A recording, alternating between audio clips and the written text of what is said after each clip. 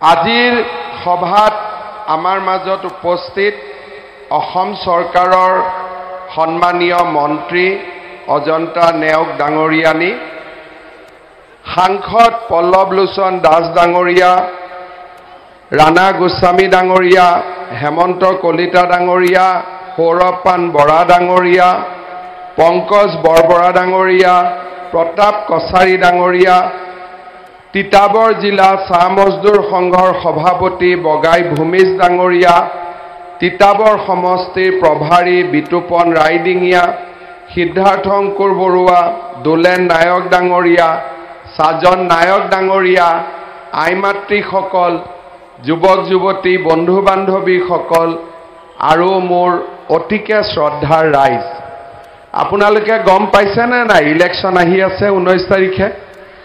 সকলোৱে গম পায়। আৰু তাৰ আগতে বিহু আহি আছে, হয়নে নহয়? গতিকে সকলোকে মই বহাগ বিহুৰ বহুত বহুত শুভেচ্ছা আৰু প্ৰণাম যাচিছোঁ। বহাগ আমাৰ জীৱন ৰেখা, বহাগে আমাক শান্তি দিয়ে, সমৃদ্ধি দিয়ে, প্ৰগতি লৈ আহে আৰু এই বাপতি সাহোন বহাগলৈ আমি সকলোৱে গোটেই বছৰটো বাট চাই থাকোঁ।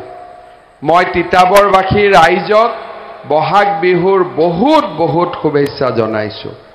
শ্ৰদ্ধাৰ ৰাইজ, আপোনালোকে জানে যে 19 এপ্ৰিলত তিতাবৰত নিৰ্বাচন হ'ব আৰু সমগ্ৰ ভাৰততে লোকসভাৰ নিৰ্বাচন অনুষ্ঠিত হ'ব।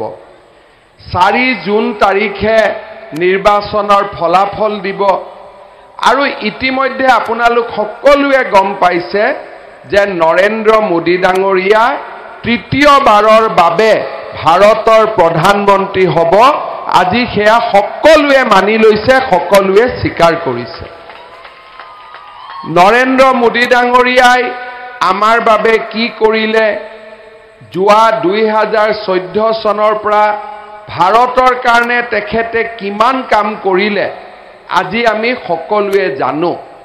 আৰু নৰেন্দ্ৰ মোদী ডাঙৰীয়াৰ অসমৰ প্ৰতি মৰম কিমান আমি তাকো সকলোৱে দেখিছোঁ। কেইদিনমান আগতে মোদী ডাঙৰীয়া যোৰহাটলৈ আহিছিলে। যোৰহাটত মোদী ডাঙৰীয়াই 145 ফুটৰ সুউচ্চ লাচিত বৰফুকনৰ প্ৰতিমূৰ্তি উদ্বোধন কৰি থৈ গৈছিলে। তাৰ আগদিনাখন তেখেতে কাজিৰঙাত ৰাতি আছিলে আৰু অসমৰ জাতীয় সম্পদ কাজিৰঙাক বিশ্ববাসীৰ আগত পুনৰ এবাৰ উপস্থাপন কৰিছিলে। আজি আপোনালোকে দেখা পায় যে মোদী ডাঙৰীয়াক টিভিত দেখিলে আপোনালোকে দেখিব যে তেওঁৰ ডিঙিত সদায় অসমীয়া গামোচাখন থাকেই। ভাৰতৰ কিমান প্ৰধানমন্ত্ৰী আছিলে, জৱাহৰলাল নেহেৰু, লাল বাহাদুৰ শাস্ত্ৰী, ইন্দিৰা গান্ধী, ৰাজীৱ গান্ধী, নৰসিংহা ৰাও, মনমোহন সিং, কিন্তু কোনো প্ৰধানমন্ত্ৰীকে আজিলৈকে আমি অসমৰ গামোচাখন ডিঙিত লৈ দিল্লীত আমি মিটিং কৰা দেখা নাছিলোঁ। আপোনালোকে যদি মনত আছে, যেতিয়া কোভিড হৈছিলে, মোদী ডাঙৰীয়াই যেতিয়া কোভিডৰ ভেকচিন ল'ব গৈছিলে তেতিয়াও তেওঁ ডিঙিত গামোচাখনেই লৈ আছিলে। তাৰমানে অসমীয়া গামোচাই নৰেন্দ্ৰ মোদী ডাঙৰীয়াক সাহস দিয়ে, নৰেন্দ্ৰ মোদী ডাঙৰীয়াক প্ৰেৰণা দিয়ে। কংগ্ৰেছৰ কিমান প্ৰধানমন্ত্ৰী আছিলে, কোনো প্ৰধানমন্ত্ৰীয়ে আগলৈকে আমাৰ অসমীয়া তাঁতশালৰ শিপিনীয়ে বনোৱা এই গামোচাখন কেতিয়াও পিন্ধা নাছিলে। আজি নৰেন্দ্ৰ মোদী ডাঙৰীয়াই ডক্টৰ ভূপেন হাজৰিকাক ভাৰত ৰত্ন দিলে আৰু তেখেত অসমলৈ 26 বাৰ আহিলে। এবাৰ দুবাৰ নহয়, 26 বাৰ তেখেত আজিলৈকে অসমত আহিছে। অসমক ভাল পোৱা, অসমৰ কাৰণে কাম কৰা ভাৰতৰ প্ৰধানমন্ত্ৰী আগত আমি কাকো দেখা পোৱা নাছিলোঁ।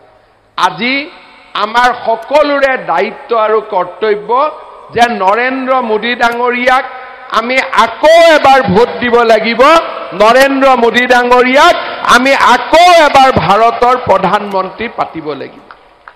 শ্ৰদ্ধাৰ ৰাইজ, আজি আপোনালোকে মোদী ডাঙৰীয়াই ভাষণ দিলে এটা শব্দ শুনে, ডাবল ইঞ্জিন চৰকাৰ।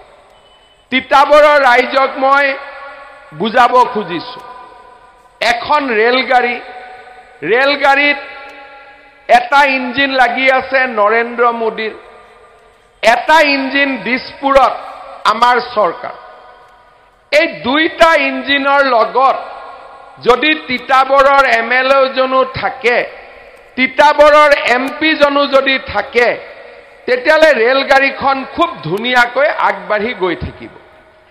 কিন্তু যদি ৰেলৰ আগত নৰেন্দ্ৰ মোদী প্ৰথম ইঞ্জিন, দ্বিতীয় ইঞ্জিন হিমন্ত বিশ্ব শৰ্মা দিছপুৰত অসমৰ মুখ্যমন্ত্ৰী, আমি ৰেলখন আগৰ ফালে লৈ যাম, ভাস্কৰ জ্যোতি বৰুৱাই পিছফালে ৰেলখন টানি থাকিব। ৰেলখন কেনেকৈ আগত যাব আপোনালোকে মোক কওকচোন? ৰেলখন আগত যাব জানো? আৰু তাৰ লগত যদি MP জনো বিজেপিৰ হয় আৰু 2026 চনত MLA জনো বিজেপিৰ হয়, তিতাবৰৰ ৰেলগাড়ীখন কিমান স্পীডত যাব আপোনালোকে এবাৰ চিন্তা কৰক।